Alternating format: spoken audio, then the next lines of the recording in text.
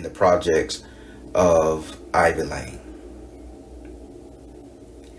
I was a young kid, 10, 12 years old. Couldn't be no older than 14.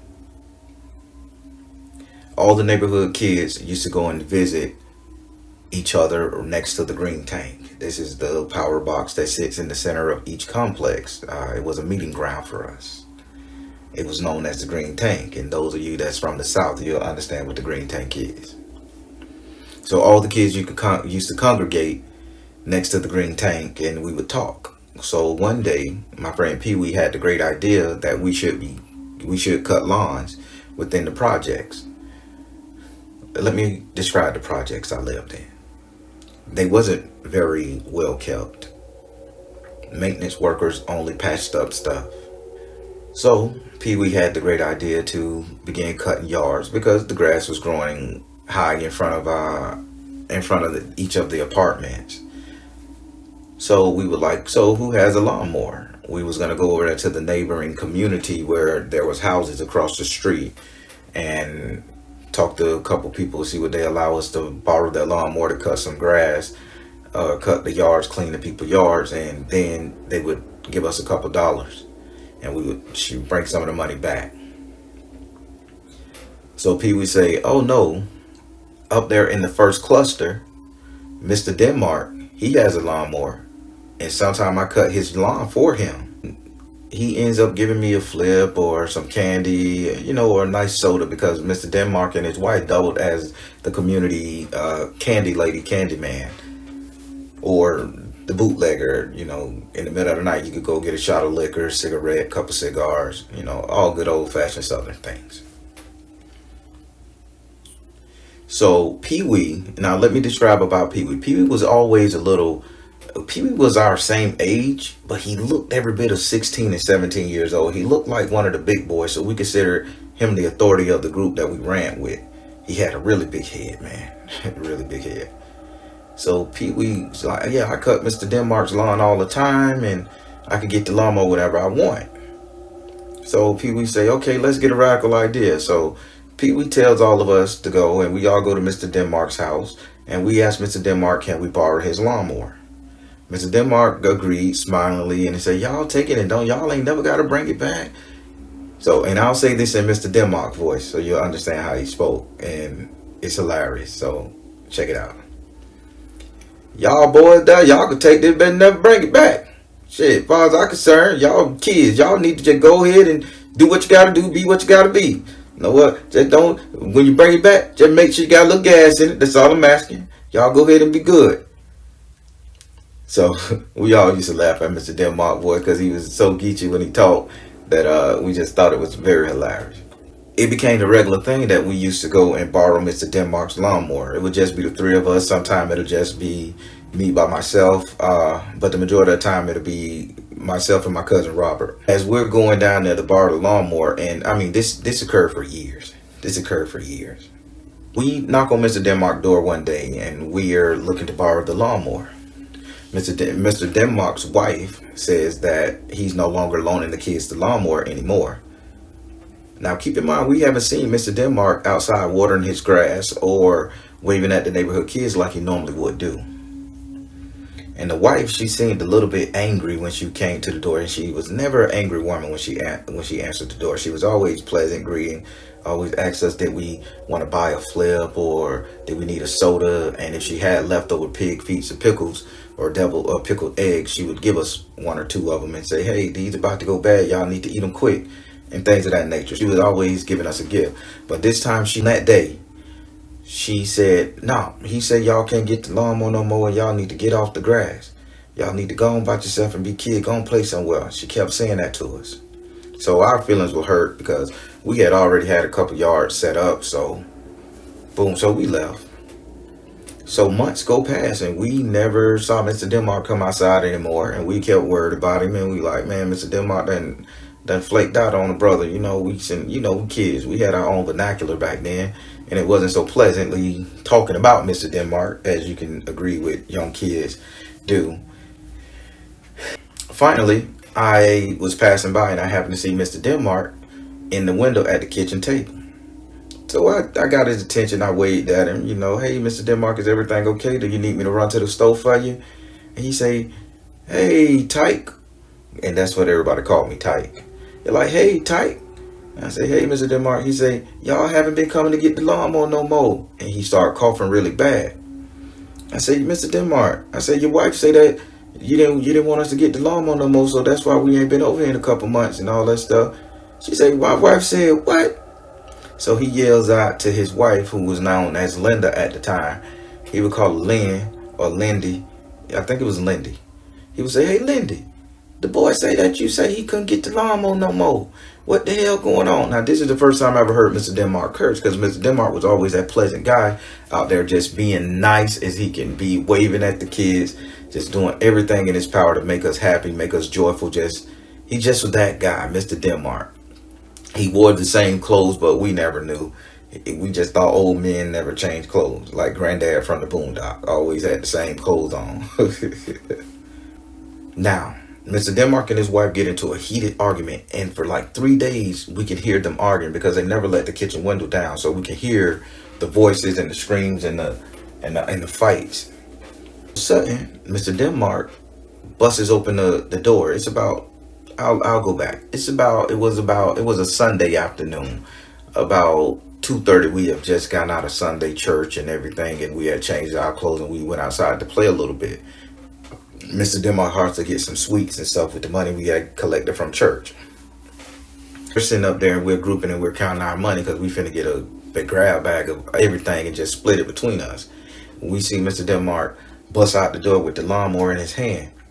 And Mr. Denmark didn't look so good, y'all. He was really pale. His hair had grayed up a lot more and he was slumping over as if he had back issues. So he put the lawnmower out there and he yelled to us. He said, y'all come get this lawnmower. He said, y'all come get this lawnmower and make y'all some money.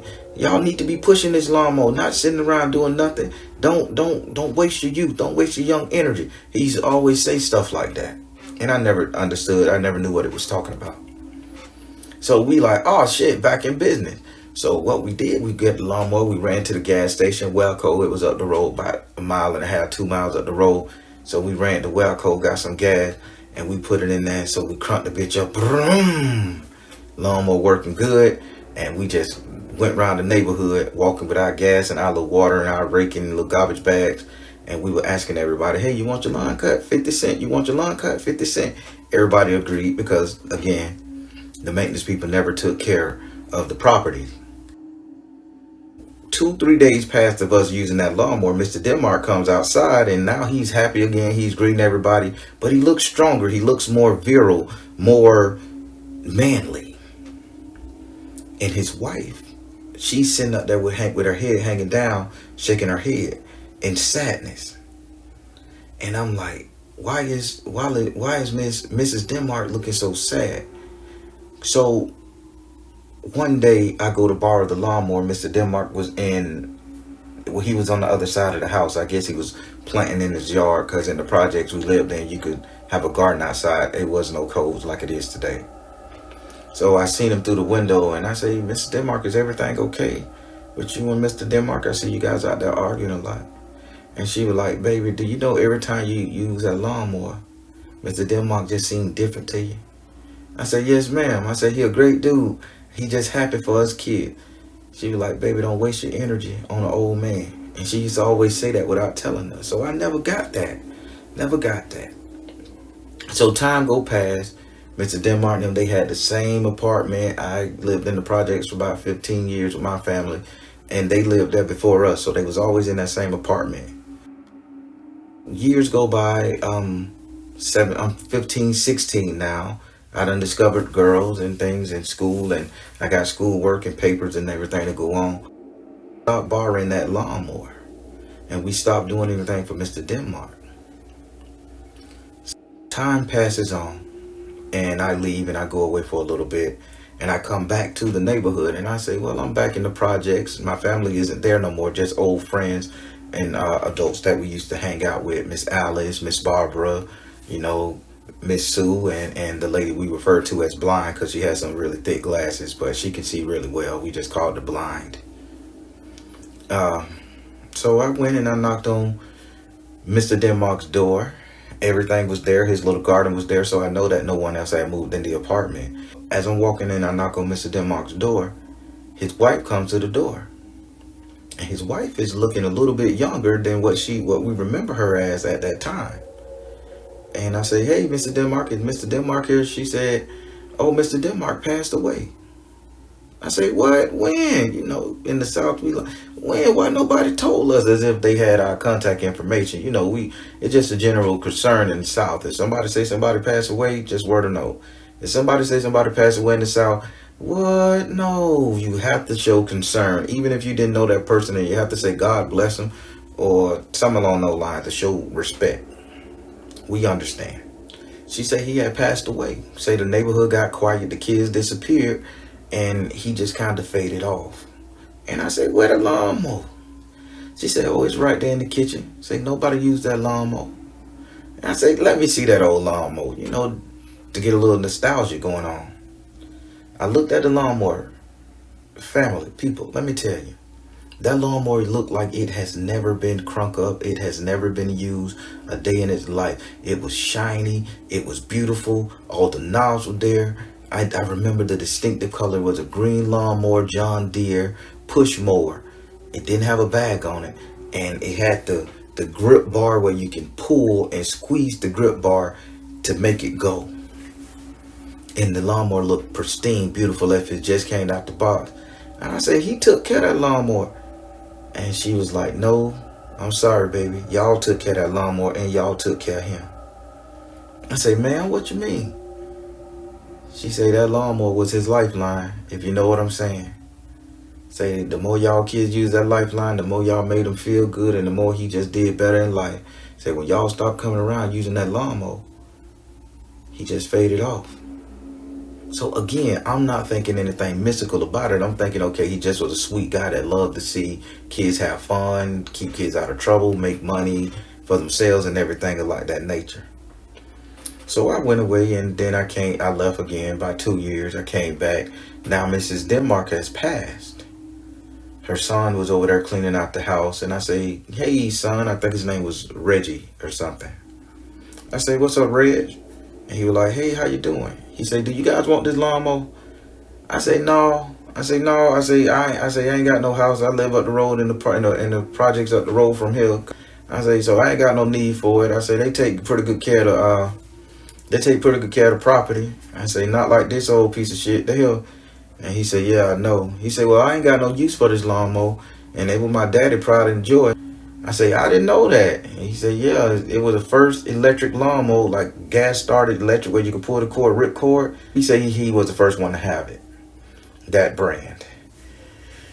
So he said, "Well, I'm just gonna leave it in the apartment, and maybe the maintenance people can keep it, and they'll use it to clean up the neighborhood."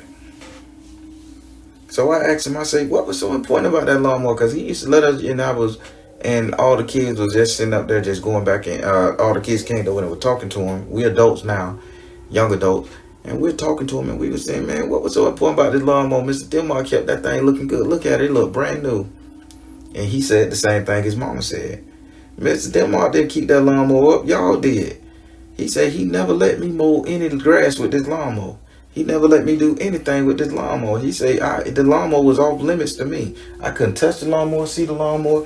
I couldn't even go near it. I couldn't even go in the garage when we had a house before he moved to the project to even be around the lawnmower. He said, "I'm surprised he let y'all kids touch it." And lo and behold, it finally clicked in as an adult. Mr. Denmark was ciphering our energy with that lawnmower. Every time one of us youth pushed that lawnmower, he was taking our energy, our life force, and storing it up in that lawnmower. That's why he was so adamant about us cutting grass and being child and being playful as kids, going around enjoying life and things of that nature. All this time we thought Mr. Denmark was a great guy, just a great older man that wanted us to be great and keep us out of trouble, make us some money. All this time he was using kids to stave off his death, to increase his life. And his wife was trying to warn us, but as a faithful wife, she only said a little bit, hoping that we can get it. But our young brains can process it, because that wasn't what our lifestyle was. We was into fun and games, water guns and candy. We didn't understand the simple fact of mysticism and spirituality outside of Christianity. So there you have it, folks. When we stopped pushing Mr. Denmark's lawnmower, Mr. Denmark passed away. I hope you guys enjoyed the story. I'm Tike, telling you guys to be careful what you push for, because something just might be draining you. Take care, good people. God bless.